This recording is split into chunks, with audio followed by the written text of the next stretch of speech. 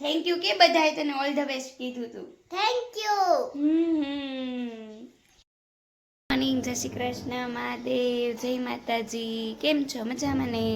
સવાર તો ક્યારની પડી ગઈ હતી, પણ ટાઈમ નહોતો મળ્યો કપડામાં ને એમાં બધામાં. હજી કપડાં ઓલા થાય છે, અડધા મશીનમાં ધોવાય છે ને અડધા હાથે નવા કપડાં હાથે શેમ્પૂમાં પલાળીને ધોઈ નાખું. એટલા માટે આજ મોડું તમને ગુડ મોર્નિંગ કહેવાનું છે. 10 વાગવા આવ્યા છે, પણ અમારી વહેલી ગુડ મોર્નિંગ થઈ ગઈ હતી એટલા માટે. વંશભાઈને વિચાર નથી આજે આંગણવાડી જવાનો, પણ જો જાય ને તો મોકલી જ દેવો છે. બધું કામ પતાઈ નાસ્તા બધા નવા જૂના બધા કપડાં એક સાથે ધોણ કાઢી નાખી, બધા કપડાનો વારો પાડી દીધો આજે. ચાલો બધા દિશુબેનને કોંગ્રેચ્યુલેશન કયો, કારણ કે દિશુબેન એમાં સીટીની પરીક્ષા આપી હતી ને ગયા મહિને, એમાં બેનને આવ્યો છે પહેલો નંબર. 84 માર્ક આવ્યા છે ને, 86 માર્ક આવ્યા છે. દિશુને સ્કૂલમાં પહેલો નંબર આવ્યો. થેન્ક યુ કે બધાએ તને ઓલ ધ બેસ્ટ કીધું તું. Thank you.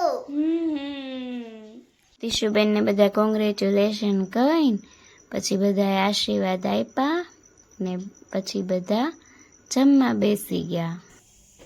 રસોઈની તૈયારી. ભાખરી લોટ બાંધું છું. જમવું પડશે ને કે ન જમવા? જમવાનું દઈ.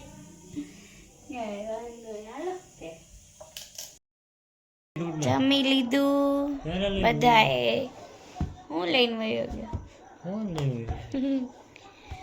આજ તો દેવાંગી ઘરે આવી ગયા વેલા કે? હા. આજ કઈ ફેરો થયો નહીં એટલે ભાઈ આવ્યા. વંશુ કોણ આજ આવી ગયું છે વેલા? પપ્પા. એટલે વંશ બહુ રાજી થઈ જાય કે હે ને? રવિવાર છે એટલે જો હજી સુધી જાગે છે. 10:30 થયા ત્યાં સુધી. ચાલો મિત્રો, તો આજનો તમને બ્લોગ અમારો ગમ્યો તો લાઈક, શેર, સબસ્ક્રાઈબ, કમેન્ટ જરૂર કરજો મિત્રો. જય માતાજી, જય અંબે, મહાદેવ, જય શ્રી કૃષ્ણ.